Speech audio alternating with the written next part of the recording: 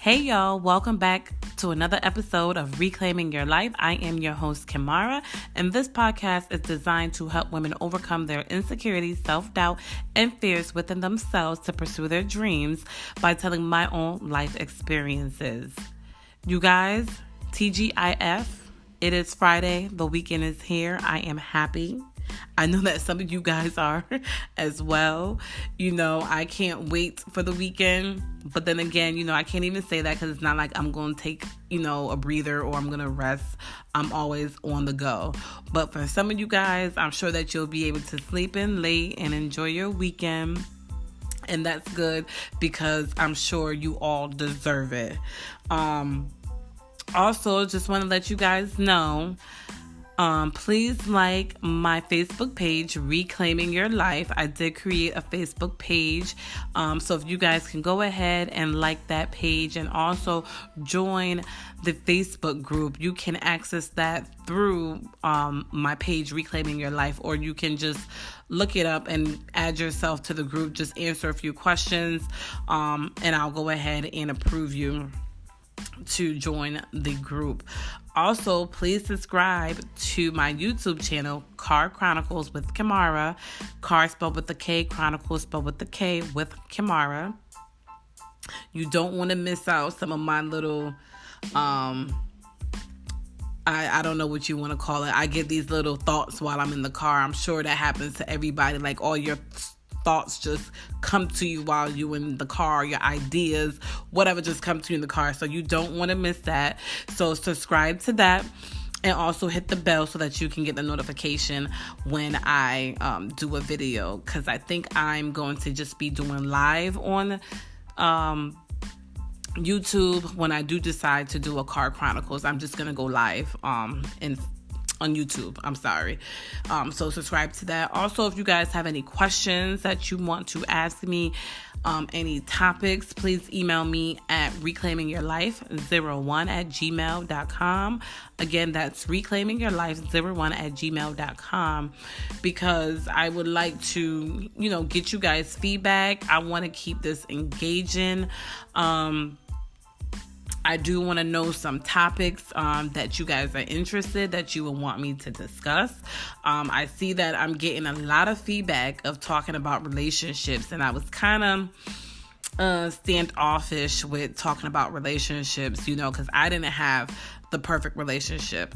And I know some of you guys haven't, and so that's why people are telling me to talk about relationships, because, people who know me personally know that, I did go through some things with relationships, but I also took some lessons, I guess, from those relationships, what I learned from that relationship.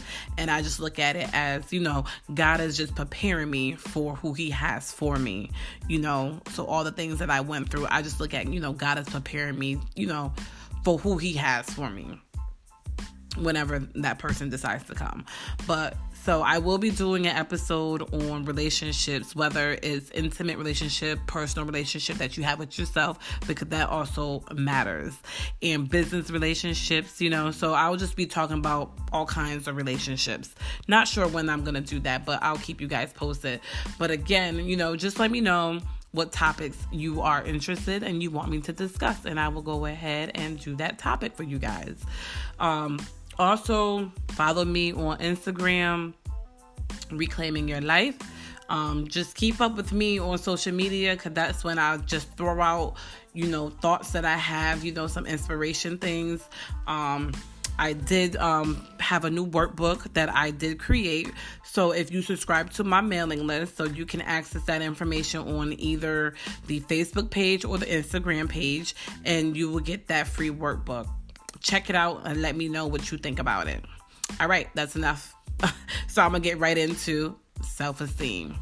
And I decided that I wanted to talk about self-esteem because I know that this is something that I struggled with in the past. And I know that some people have, and some people who probably are struggling with it now. And I think this would be helpful for people who are currently struggling with low self-esteem, because this is really an issue that we have, and it can lead to mental health. It can lead to anxiety, depression, and it could also lead to suicide. So this is something serious that I feel that I can touch on, so that we can get ourselves together and start believing in ourselves. So with that being said, when I think of, self-esteem and having low self-esteem, I wonder where it started. Where did all of this stem from? Where did we start to worry about what people say about us, what they think about us, and giving us their opinions about us or about a situation, just in general? When did we start worrying about what others say? And it's just, how do I put this? So I'm gonna put it like this. I'm gonna start off with this. So I'm gonna be transparent with you guys, and I'm gonna tell you some information, some things about how I struggle with low self-esteem. So I feel like my self-esteem issues came from when I was younger, when I was in elementary school, like around 3rd, 4th grade. And I say that because at that time and at that age, I used to get teased a lot about my lips. I mean, it's nothing to hide, right? We all know that I got big lips. And the kids used to tease me about having big lips. And I was, it made me feel a certain way. It made me feel like I was not pretty and I was not beautiful at that time. And mind you, I'm in 3rd, 4th grade. So you can only imagine what that can do to a child in 3rd, 4th grade. And to me, it started from that, and it just kind of grew as I grew older. I was not a popular kid in school. So, when people did tease me, it was just like, okay, whatever, I never really retaliated. I never ranked back, as we used to say, like, I'm gonna rank you. I didn't do all of that. I was just more quiet. And so with that starting in 3rd grade and moving on up with me in middle school, high school, and they tease me about my lips, but when you're young, you don't understand what the big lips mean. I mean, not to say it means anything, but as you become an adult, it's just like no one is teasing you. People would say like, oh, your lips looks nice. Like even women have told me like I got nice lips. People be wanting big lips now, right? People are getting these injections in their lips. They are putting these lip gloss so that they can get that voluptuous lips. So people want big lips, So it's an in thing now. But to me, it hurted me that these people were talking about me and also about my shape. Because if you don't know me, I am shapely. So they would talk about my shape, and it just made me feel uncomfortable. And it made me I was not able to, basically like love myself. I didn't really learn how to love myself until I became an adult. And I mean, it's sad to say that, but I'm going to be honest and transparent with you guys, because some people are dealing with this. And if we can stop this now, why not? So I'm going to just talk about it. And, it's to the point where, it's like we seek validation. We're seeking for people to tell us that we're beautiful in order for us to believe that we're beautiful. But why do we have to seek that validation and have to hear from somebody else to say that we're pretty, we're beautiful, like we're worthy? Why do we have to hear that from somebody else and not believe it for ourselves? So, like with my daughter, for instance, ever since she was a baby, in order for me to do her hair, I always had to tell her that she was pretty. I mean, my daughter is beautiful and she is pretty. But these are the things that we should be instilling into our kids at a young age to let them know that they are beautiful, that they are pretty, they are smart, they are intelligent, so that they know this and they believe it and that nobody else can tell them any different. But go back to my daughter, the only way that I can get her hair, only way that I can comb her hair was after I was done doing her hair, I always had to tell her that she was pretty. I'm like, oh, you so pretty, you so beautiful, and this was, mind you, this is when she was, she wasn't even 1 yet, or maybe she just turned 1. But every time I combed her hair, I would tell her she's beautiful, she's pretty. And my daughter is 4 now, and I still do that with her. And every time I'm done combing her hair, she walks to go find her brother, and she will go tell her brother, like, look at my hair, it's so pretty. So she has that confidence that she is pretty and that she's beautiful. So nobody can tell her as she get older that she's not, because she's already going to have that self-confidence that she is beautiful and that she is pretty, because that's what I'm telling her now, and that's what I'm putting in her head. So she's going to believe that. And this is what we need to start doing with our kids. We need to encourage them. And I do this with my son too. Like, I tell him all the time that he's very smart, and he's smart, because now he's kind of cocky with it, but I'm okay with that, because that's what I want him to believe. I want him to believe in himself. And he plays basketball, and when he first started basketball, he used to be intimidated by the other people who were good, and I had to tell him all the time, you need to build up your self-confidence. Just because they may be better than you, but that doesn't mean that you're not good. You're still good, but you need to have more confidence in yourself that you can do it. So I even instill that into my son now. So as he get older, nobody can tell him no difference, because even like now, he would tell you like, oh, I'm the best, and he got his confidence level up.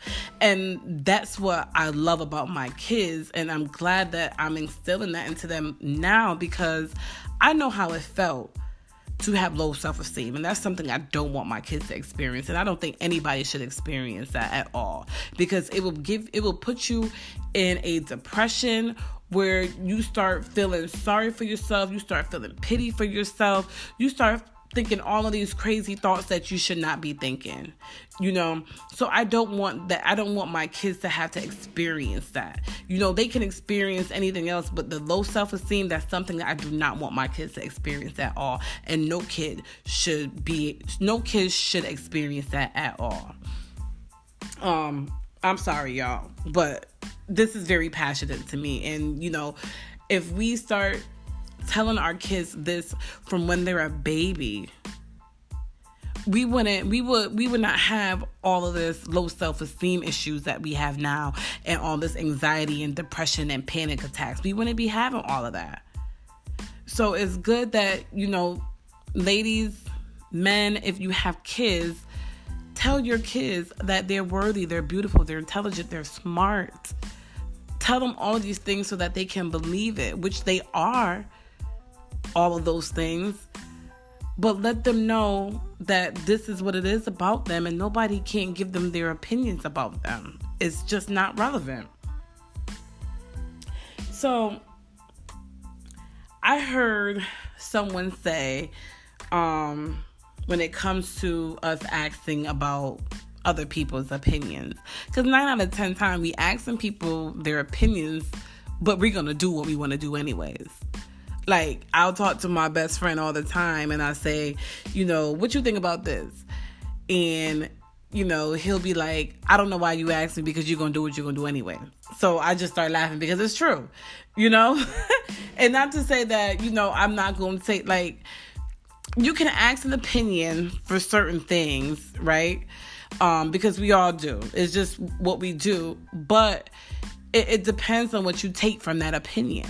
So I heard someone say, when we ask people for their opinions, we are getting their insecurities, their values, and their experience.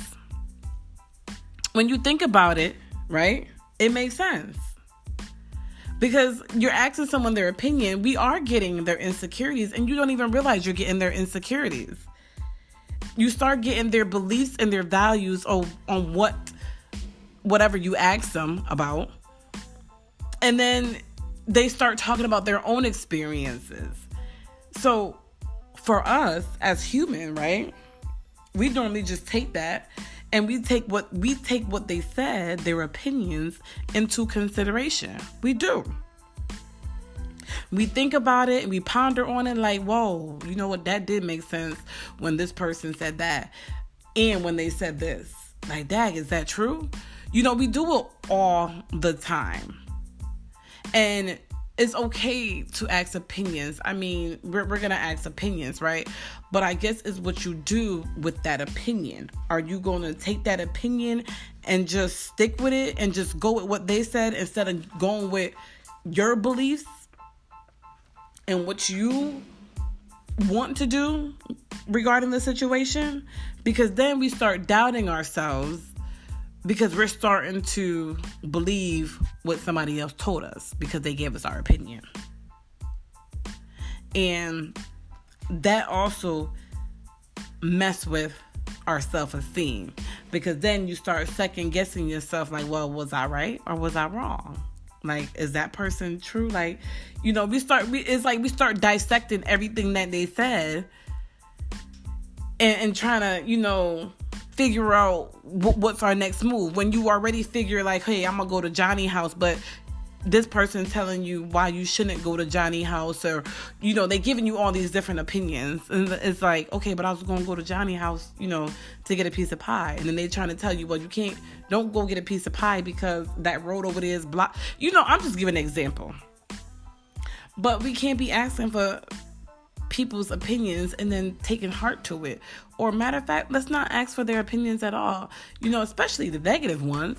You know, I said that before. We can't be hanging around people who negative, and you shouldn't be asking anybody who think negative anyways about any opinions, because then that negativity it's gonna rub off onto you. But I wanted to read a few sentences from the book that I keep referring to, you guys. I know you guys won't get tired of me keep referring to this book, but it's certain things in this book that, you know, relates to my topics. And again, it's the 4 agreements. And the part that I'm going to read, it talks about the mind and the mind being fertile. The human mind is like a fertile ground where seeds are continually being planted. The seeds are opinions, ideas, and concepts. You plant a seed, a thought, and it grows. The word is like a seed, and the human mind is so fertile. The only problem is that too often it is fertile for the seeds of fear. So, when you think about it, we are like fertile ground. And it's up to you what seeds you want to grow. Are you going to let the negative seeds grow, or are you going to let the positive seeds grow? Because when the seed is planted, you know, it's up to you if you're going to water that seed and let that thought just grow. And it depends on what thought are you going to let grow. Don't let people give their opinions about you or about your situation, and then you let that seed grow. Because then that's when the mental health issues will start. The anxiety will start. The depression will start. The panic attacks will start. Maybe even suicidal thoughts will start. You have to pay attention to the things that you're going to let, stick to you. You have to pay attention to that. And that was something that I had to pay attention to. I had to know when not to let other people's opinions bother me or get to me, or let me sit here and try to dissect what they're saying and try to figure it out. Like, it was to the point where I was just like, you know what, it's done. But for me, with my self-esteem, It took me a while to get it back with my low self-esteem. It took me a while to get that back. And my first real relationship, my first real serious relationship, when I tell you I was broken down, honey. Let me tell you. In that relationship, it was so toxic. I believed that I was really ugly. I believed that I was fat and I wasn't even fat. I think, remind you, I'm a shapely person. And because of the stress and the depression, I went down to a size 8. Now, I've never been a size 8 in my life. Even when I was in middle school, I was never even a size 8. Never. So I was a size 8 and I was still believing that I was fat. That's how toxic that relationship was. So I believed I was fat. I believed that I was ugly. I believed that I was not worthy. I believed that I would never find love again. I believed that nobody would want me in that relationship. And I'm being transparent with you guys. I believed all these things. And the day that I completely let go of that relationship and I went into another relationship, I still went into that relationship with low self-esteem. But even though that relationship ended after my first serious relationship and I went into the next relationship, even though that relationship ended, but I feel like I was with that person for a reason. There was a purpose to it. And I look back and that purpose was for that individual to build back up my self-esteem. Because that individual will always tell me that I was sexy and that I'm beautiful and that I need to walk like I own the room every time I go anywhere. And it felt good. It did. And that person helped me build back up my self-esteem. And let me tell you something, child. Nobody can tell me no different now. But sometimes, you need that reassurance. And again, I know I said, why does it take for somebody to tell us that we're beautiful and that we're worthy and that we're all of these things? Why does it take somebody to tell us that for us to believe that?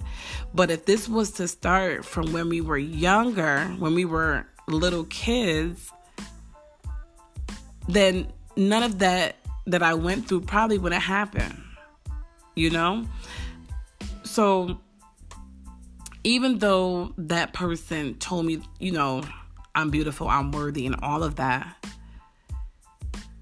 that builds back up my self-esteem. And to this day, the person who I am now, nobody can't say anything to me about my appearance and how I look or anything, because it doesn't matter. Because I know who I am. I know that I'm beautiful. I know I'm pretty. I know I'm smart. And I know I'm intelligent. And I know I'm everything else under the sun. And nobody can change that. No matter who you are, you can't change that. Because you can sit there and give your opinions about me, and I'm just going to sit there and laugh in your face. And that's where we need to be. We need to get to the point where we could just laugh at people when they try to tell us something to belittle us. Just laugh at them. Because at the end of the day, they're dealing with their own insecurities that they have within themselves. It's like people have, they deal with their own things and then they get upset and take it out on you. That's pretty much what people are doing when they're being so nasty and negative. Why are you trying to bring somebody else down? It's just crazy how the world works and the people in it. You want to bring somebody else down because you feel low about yourself. Maybe you need somebody to tell you that you're pretty and that you're worthy, But having low self-esteem, you guys, is a very serious case. This is why most things happen in the world when it comes to depression and especially suicide. And, suicide is getting to the point where it's going down to teenagers. And that shouldn't happen because, again, it goes with bullying. Come on, you guys. Teach your kids. Come on, parents. We got to do better. We got to tell our kids that bullying is not okay. These little kids are killing themselves because they're being bullied because people are picking and teasing at them. It is not okay, and we need to reinforce and let our kids know that they're all of these things so that they won't have to experience any bullying because someone is picking on them because of their lips, because of their clothes, because of whatever it is. Low self-esteem is just, it's just sad that how it trickles down to little kids. And we as the parents, I feel like it starts with us. I feel like it starts with the parents. It starts with me. It starts with me telling my children bullying is not okay. It's just not okay. And I always, like with my son, because he's older, I tell him, bullying is not okay. You have to think about if somebody was to say this about you, how would you feel? How would that make you feel if somebody said this about you? Try to always put yourself in someone else's shoes. And this is why I always tell my children that they're good in whatever it is that they do and that they are beautiful, handsome. I always tell my kids that because I don't want the next person to try to come and tell them like they don't matter. Yeah, they might not matter to you, but that's okay because who are you? So us parents, we got to come together and we have to let our kids know we love them and give them all the encouraging words that they need because this world that we live in now is a very cold, cold, cold world. But this is my time, you guys. I said I ain't gonna keep y'all on a Friday. But if you have anything else that you would like to discuss when it comes to low self-esteem, please let me know. I will be gladly to share it. But until next time, I will see you guys next week. Friday, you guys have a wonderful weekend because I'm going to try to enjoy mine. I don't know about you guys, but you guys...